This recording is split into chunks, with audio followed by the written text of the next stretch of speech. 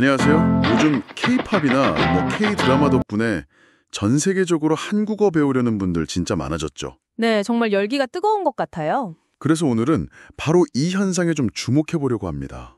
왜 이렇게 많은 외국인들이 한국어의 매력을 느낄까요?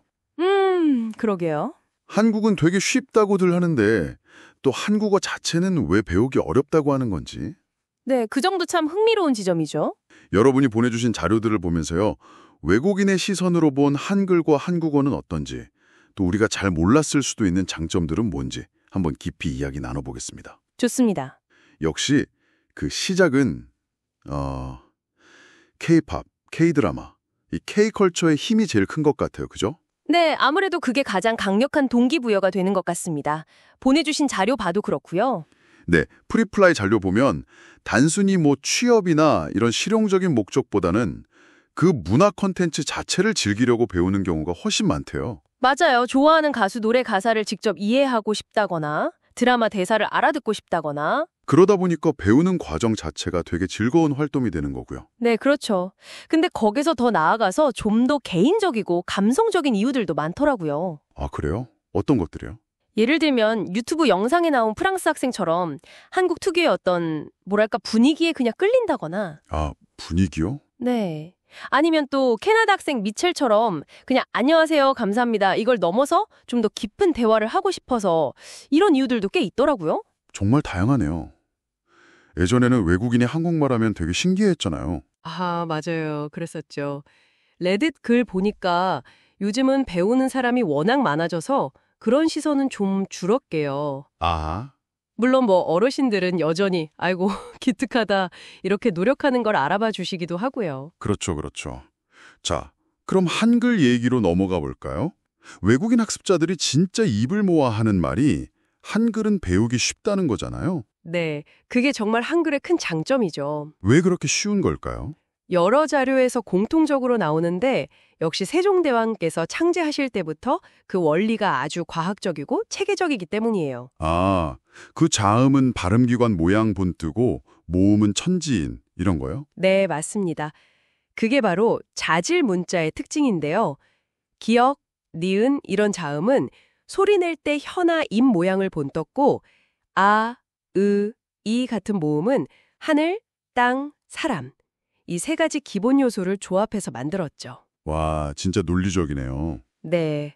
그래서 글자 모양이랑 소리가 상당히 직관적으로 연결되고 조합 규칙도 간단해서 정말 며칠만 해도 읽고 쓸 수 있게 되는 경우가 많다고 해요. 어떤 분은 디자인 자체가 되게 쿨하다, 논리적이다 이렇게 표현하기도 했더라고요. 네, 그런 평가도 있죠. 자, 그런데 이렇게 쉽고 멋진 한글을 딱 배우고 나면 이제 한국어 실력이 막 늘어야 할 것 같은데 네, 근데 현실은 좀 다르죠. 오히려 한국어 자체는 배우면 배울수록 어렵다는 의견이 많아요. 도대체 어떤 점이 그렇게 어려운 걸까요? 그렇죠. 한글이라는 문턱은 넘기 쉬운데 한국어라는 언어의 산은 꽤 높다고들 하죠. 네, 몇 가지 이유가 있는데요. 일단 영어 같은 언어에는 없는 발음들이 있잖아요. 발음이라든지. 아, 네네. 그리고 그 악명 높은 조사, 은는 이가, 을을 이게 상황에 따라 너무 미묘하게 달라지니까요. 맞아요. 저도 헷갈릴 때 많아요. 그쵸. 그리고 또 어미 변화, 동사나 형용사 끝이 계속 바뀌잖아요. 존댓말도 있고. 코에멜 문서 봐도 그 복잡성이 느껴지죠. 아, 정말 끝도 없겠네요. 문장 구조도 다르고요. 우리는 주어, 목적어, 서술어, SOV 순서잖아요. 나는 밥을 먹는다. 이게 영어 사용자들한테는 처음엔 꽤 어색하대요. 하긴 순서가 완전 다르니까요. 네. 그리고 비슷한 단어인데 뉘앙스가 다른 경우도 많고요. 아까 그 프랑스 학생 얘기도 나왔지만 그런 섬세한 표현이 익히는 게 참 어렵다고들 해요. 듣고 보니 정말 만만치가 않네요. 그런데도 이렇게 배우려는 사람들이 계속 늘고 있다는 게 참 대단해요. 네. 그만큼 한국 문화의 매력이 크다는 거겠죠. 자, 그럼 이런 상황에서 한글과 한국어의 미래는 어떻게 볼 수 있을까요?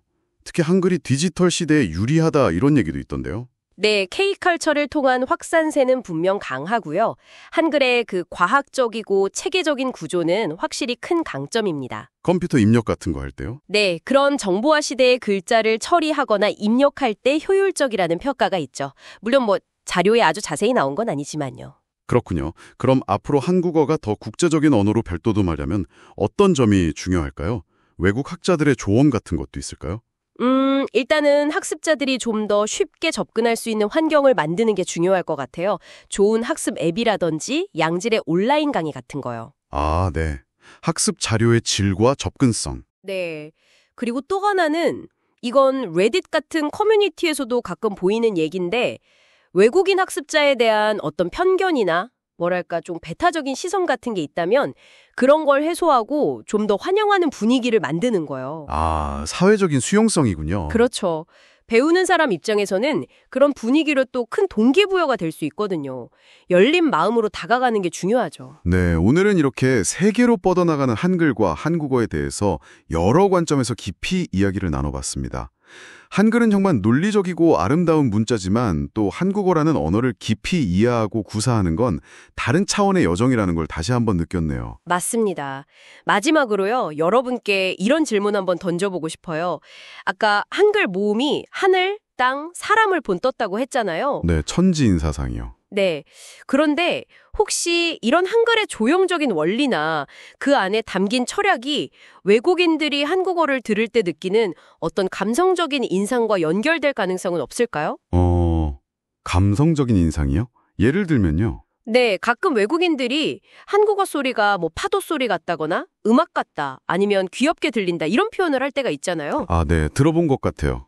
단순히 기술적으로 배우기 쉽다 이런 걸 넘어서서요. 한글의 형태나 구조 자체가 주는 느낌이 한국어의 소리 인상에도 혹시 영향을 미치고 있는 건 아닐까. 앞으로 한국어를 듣거나 쓰실 때 이 소리와 문자의 그 미묘한 연결고리를 한 번쯤 음미해 보시는 것도 재미있지 않을까 싶습니다. 와, 정말 흥미로운 관점이네요. 소리와 문자의 연결고리라 한번 생각해 보겠습니다.